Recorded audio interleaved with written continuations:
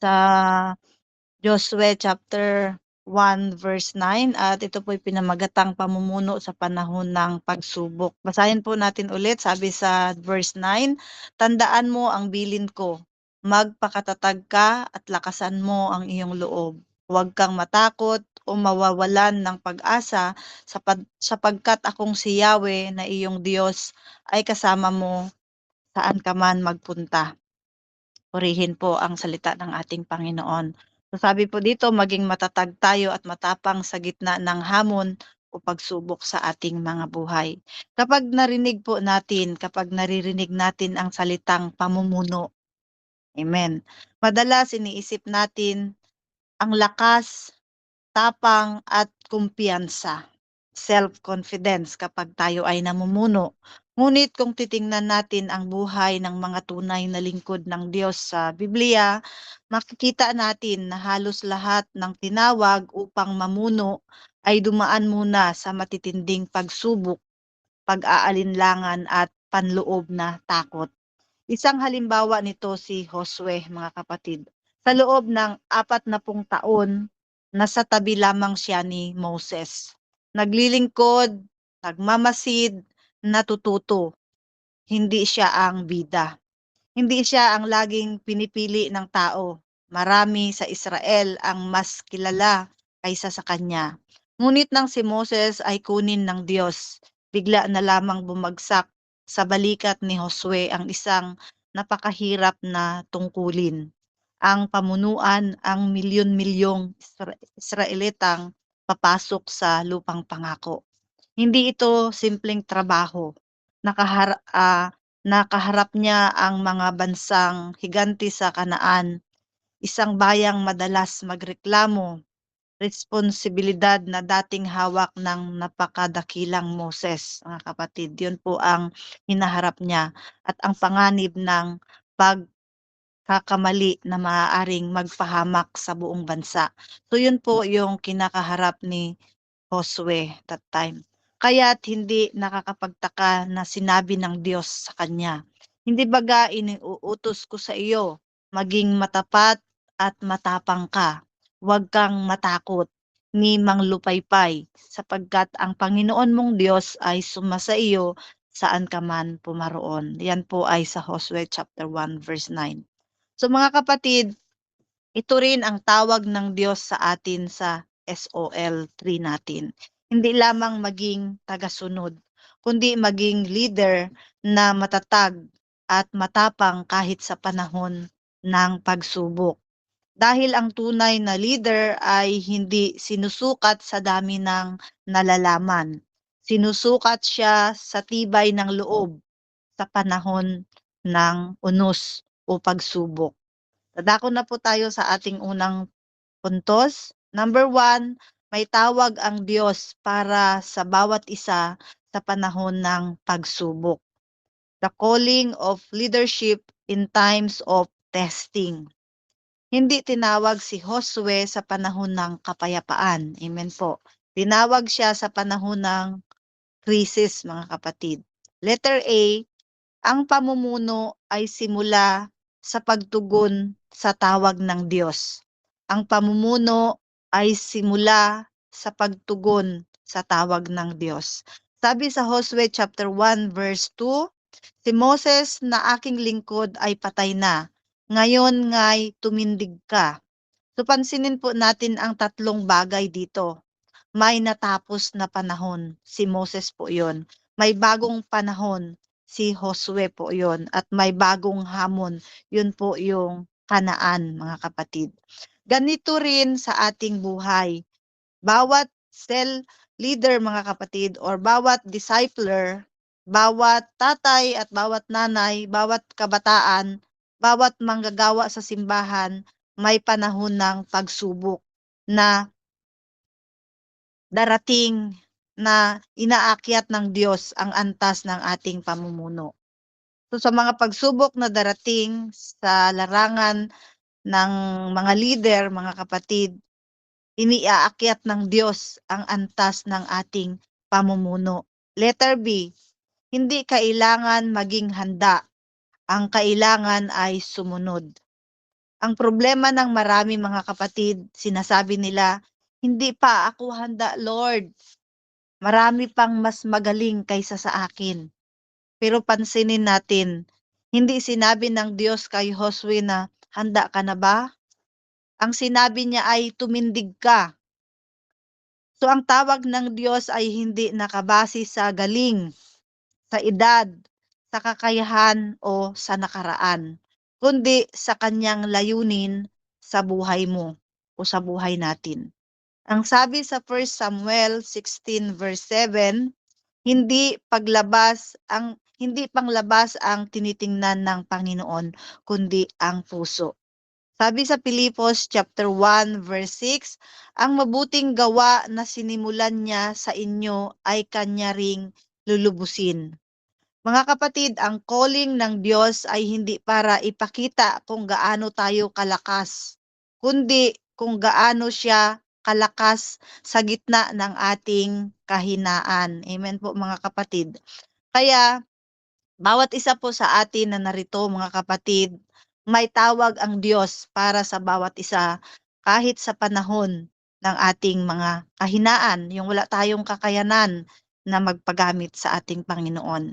Points number 2, ang tunay na leader ay matatag, hindi dahil walang takot, kundi dahil may kasama siyang Diyos. Ang tunay na leader ay matatag, hindi dahil walang takot, kundi dahil may kasama siyang Diyos. Courage comes not from self, but from God's presence. Minsan, iniisip natin na ang mga leader ay hindi natatakot, hindi nanghihina, hindi nag-aalinlangan. Pero hindi ito totoo, mga kapatid. Si Josue ay 3 beses sinabihan ng Diyos, magpakalakas ka, at magpakatatag. Huwag kang matakot. Bakit inuulit-ulit ito? Dahil natatakot po siya, mga kapatid. Letter A, ang tapang ay hindi damdamin, kundi pagsunod ito kahit may takot. Tapang hindi ibig sabihin walang kaba.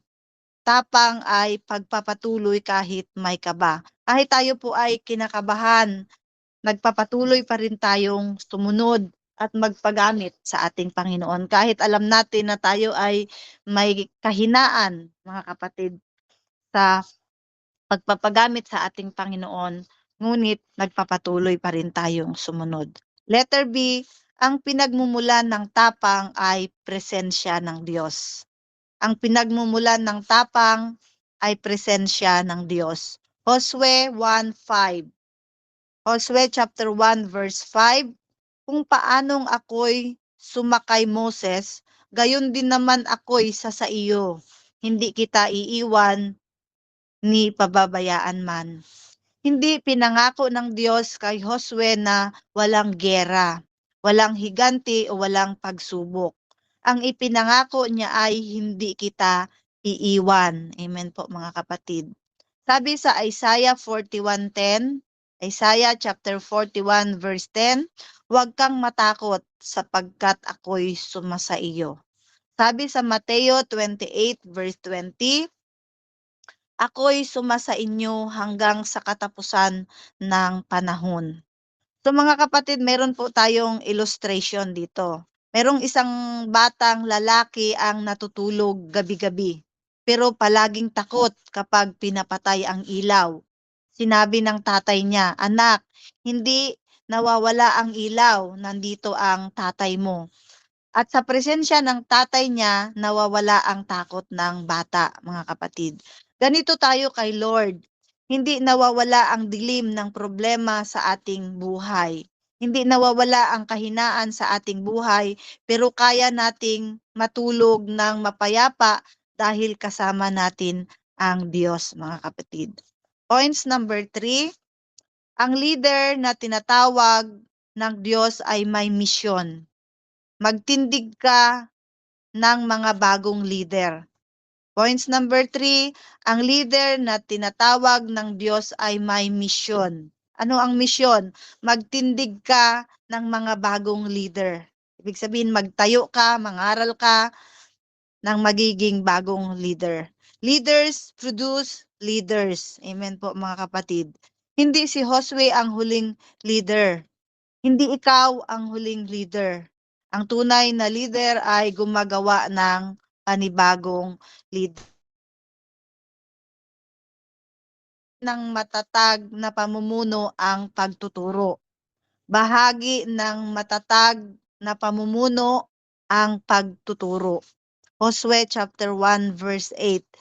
Ibulay-bulay mo ang aklat ng kautusan upang iyong gawin.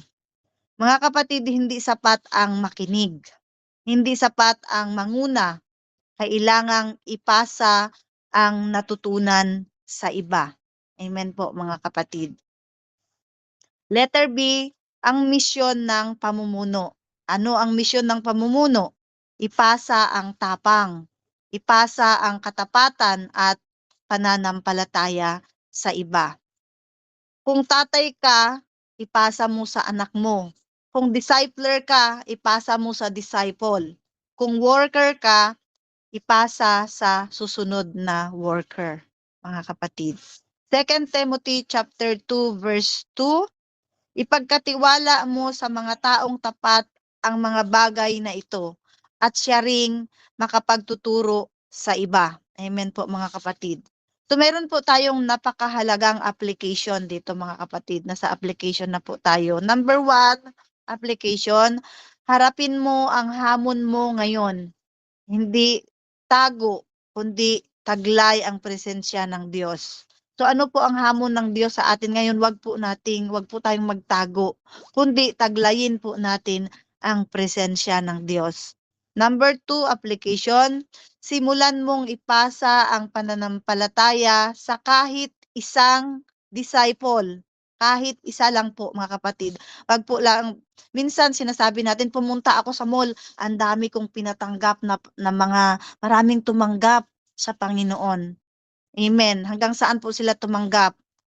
Ang kailangan po doon mga kapatid, kahit isa lang, kung dire-diretso po siya, yun po yung counted sa harap ng ating Panginoon. Madali pong magtaas ng kamay at sumunod, okay, tinatanggap ko ang Panginoon. But kailangan po nating diligan yun at kailangan niyang mamunga. Yun po ang counted sa harapan ng ating Panginoon. Kaya kahit isa lang ang ating mai-disciple mga kapatid, maraming libu-libong anghel ang magsasaya sa langit. So simulan mong ipasa ang pananampalataya sa kahit isang disciple. Hindi po nakakalungkot na tayo ay mag-share kahit 5 lang tayo, 4, kung sila po ay talagang may desire sa puso. Masaya po yun. Anuhin po natin yung 100 kung yung mga iba ay mga ulo lang yon at wala naman sila. So mahalaga po mga kapatid ang mga taong may desire sa puso na magpagamit sa ating Panginoon at sumunod sa ating Diyos na buhay. Huwag po tayong malungkot kapag ang atin pong tinuturuan ay 5 na lang, parang nanghihina rin tayo. Huwag po tayong tumingin doon. Ang tingnan po natin lagi ay ang puso ng mga taong interesadong makinig at matuto sa salita ng ating Panginoon upang bilang isang leader, hindi po tayo panghinaan. Amen po mga kapatid. Number 3, magpatuloy kahit may pagod dahil kasama mo ang Diyos. So kahit po tayo ay pagod, anumang klaseng pagod yan, physical man, mentally, emotionally man mga kapatid, magpatuloy tayo dahil kasama natin ang Diyos. Number 4, magtiwala na ang Diyos ang magbibigay ng lakas, hindi ang iyong sarili.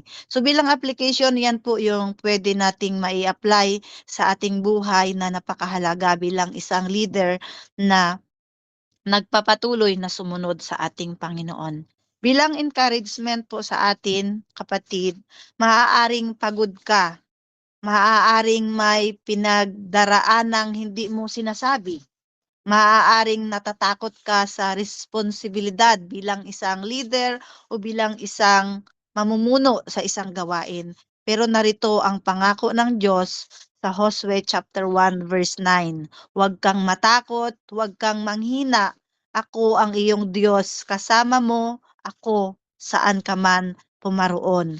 Kapatid, hindi ka nag-iisa. hindi ka pinapabayaan ng Diyos. Hindi ka mahina dahil ang Diyos ang iyong lakas. Amen po mga kapatid. Hindi po tayo nag-iisa at hindi po tayo pinapabayaan ng Diyos at hindi po tayo mga kapatid mahina dahil ang Diyos po ang nagbibigay sa atin ng lakas. Bilang conclusion natin, ang pamumuno ay hindi tungkol sa kakayahan kundi tungkol ito sa pagtugon. Amen po. Wag po nating sabihin, ako walang kakayahan, paano ako mamumuno, paano ako mag-share ng Word of God. Hindi po dahil sa wala tayong kakayanan. Ito po ay tungkol ito sa pagtugon natin sa tawag ng Diyos. Amen po mga kapatid. Ang pamumuno o pagtuturo ay hindi tungkol sa ating kakayahan, kundi ito'y tungkol sa pagtugon natin sa tawag ng Diyos sa atin. Ang tapang ay hindi kawalan ng takot, kundi ito ay pagsunod sa gitna ng takot, sa gitna ng ating kahinaan, sa gitna ng ating pangamba na wala tayong kakayanan, tayo pa rin ay sumusunod sa gitna ng mga hadlang sa ating paglilingkod sa Panginoon. Ang misyon, mga kapatid, ng tunay na leader ay hindi maging sikat kundi magparami ng mga alagad na muling magtuturo ng iba. Kung paanong tinawag ng Diyos si Josue, tinawag ka rin niyang maging leader na matatag at matapang. Amen po. Tinawag tayo ng Diyos na maging leader, mga kapatid, na maging matatag at matapang na ihayag ang salita ng ating Panginoon. Ihayag ang katotohanan na nagmumula sa salita ng ating Panginoon. Purihin po ang ating Panginoon sa oras na ito, sa atin pong napag-aralan kung paano po tayo mamuno mga kapatid, sa panahon ng ating mga kahinaan, kakulangan, ang Diyos po ang magbibigay sa atin ng lakas. Lagi lang po tayong manatili sa presensya ng ating Panginoon. At upang daluyan po tayo ng pagpapala, lagi lang po tayong manatili sa presensya ng ating Panginoon. Tayo po'y manalangin. Panginoon, salamat po o Diyos sa iyong salita. Salamat po sa tawag mo sa amin na maging matatag at matapang sa panahon ng pagsubok. God, puspusin mo po kami ng iyong presensya na siyang nagbibigay sa amin ng lakas. Tanggalin mo po ang takot at palitan mo po ito ng pananampalataya. Gamitin mo po kami, Panginoon, upang magtayo ng mga bagong leader, Panginoon. Magparami ng mga iyong tagasunod, mga alagad at maging tapat sa panawagan mo, Panginoon. Turuan mo kaming sumunod, maglingkod at magtiwala sa iyo, O Diyos. Salamat sa mga kapatiran na narito na handang makinig at patuloy, Panginoon, na sumasaliksik ng iyong mga salita na mai-apply po namin ito sa aming buhay. Lagi niyo po kaming panghawakan, Panginoon,